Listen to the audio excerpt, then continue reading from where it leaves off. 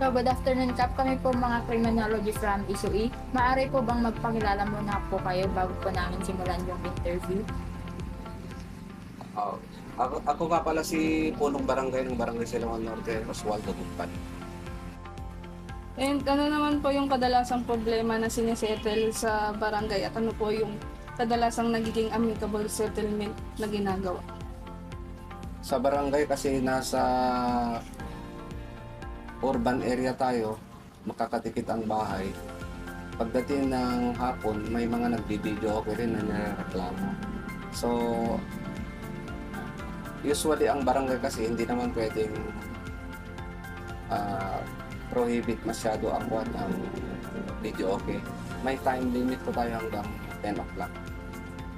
So pagdating ng 10 o'clock, pag nireklamo ka, siguraduhin na yung pong kumuha ng video okay, sesettle na yung fines dun sa barangay na aprobado ng barangay council yung fines para dun sa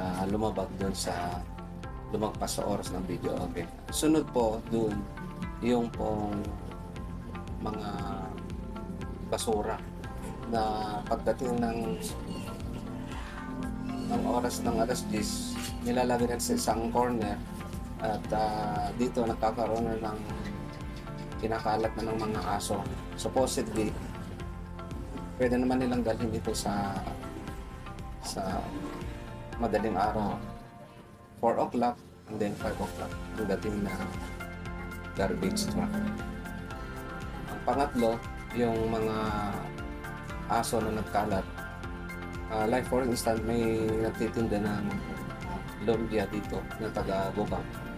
Biglang hinabol ng aso, lahat yung paninda niya naitapon. So, inireklamo nila yung may-ari ng aso at nagmulta rin siya ng 200 pesos para doon sa danyos ng paninda ng aso. So marami po tayong mga nireklamo pero yan kadalasan. Kaya pinapatupad na namin ngayon magmula July yung ordinansa na itali po ang aso.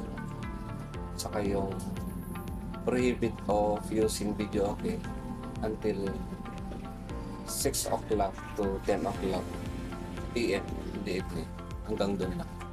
Maaari niyo po bang ilahad yung mga hakbang or yung pagkasunod-sunod ng mga process pag nagkakandak po kayo ng mediation sa barangay?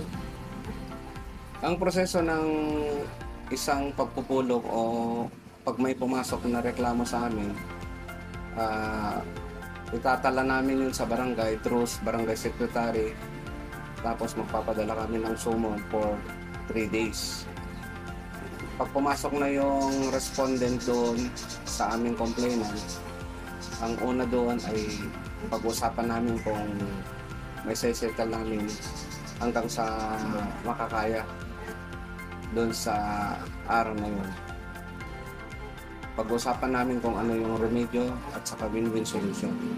Pag nagkaroon siya ng hindi konting pagkaunawaan, pwede namin idulog doon sa dukon. Ano pa po yung mga karagdagang information po patungkol po sa mediation sa barangay? Pag nag-usap na yung dalawang partido, hihimayin natin kung ano yung probable cause ng post ng reklamo. Kung kakayanin sa isang araw, hindi na aabot sa pangalawang sumot para sa conciliation. Dito pala sa mediation, may mga win-win solution tayo na gagawin kung may remedyo kagad para sa kapakanan nung nagrereklamo. Para naman sa respondent, kailangan niyang tumugon dahil kung hindi siya tatalima, matugunan yung kanyang reply doon sa summon, hindi na siya makakapag-counter claim o counter affidavit. Kasi i-reject na ng punong barangay at lupong taga-pamayapa yung kanya pong counter o kanya pong sagot dun sa nireklamo para sa kanya. Overall, dito pa lang sa first day na meeting nila, dapat magkasundo nila dun sa itinakdang mapayapang pag-uusap at gagawa ng barangay secretary o lupon secretary ng kasulatan na amicable settlement hanggang sila magkasundo at mapayapa silang ah,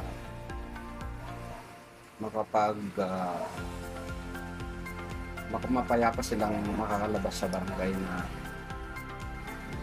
face to face silang maganda yung kanilang pag-usap at wala na silang iisipin pang nagdragyado sa bawat isa.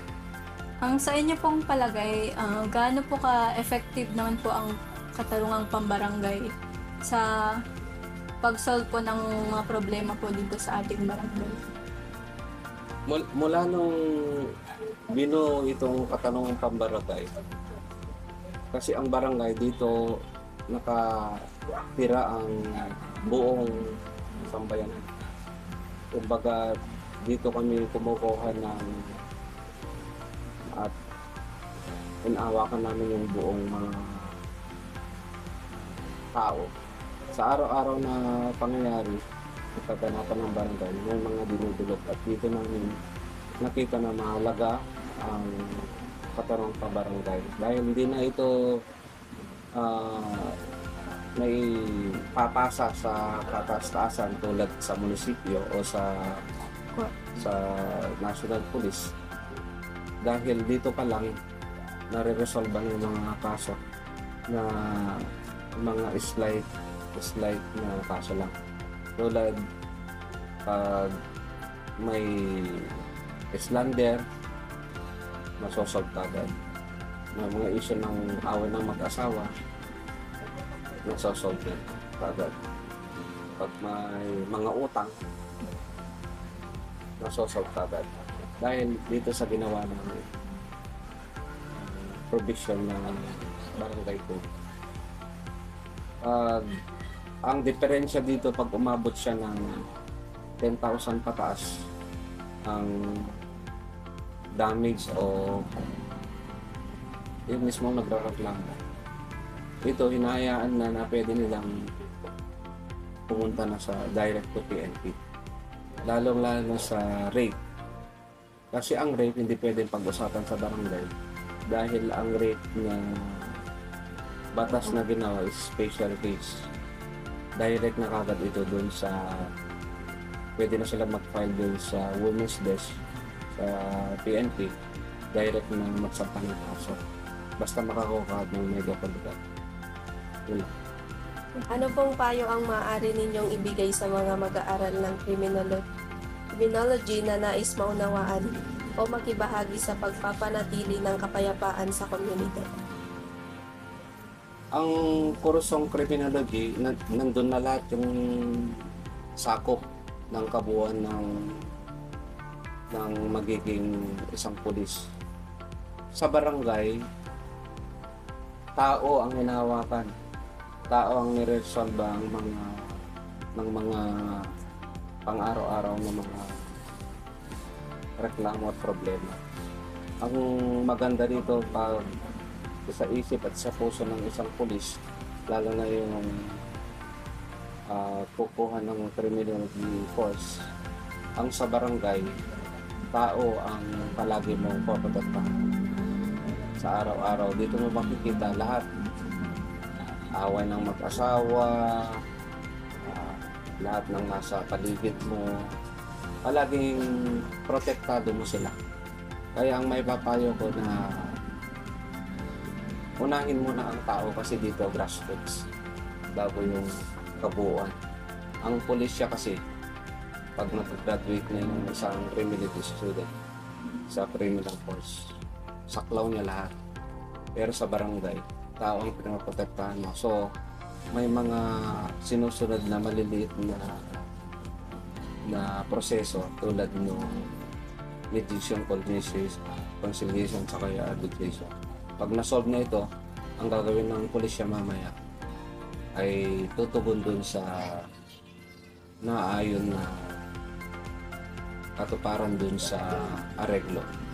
Pagdating ng areglo, wala nang pasok. So dapat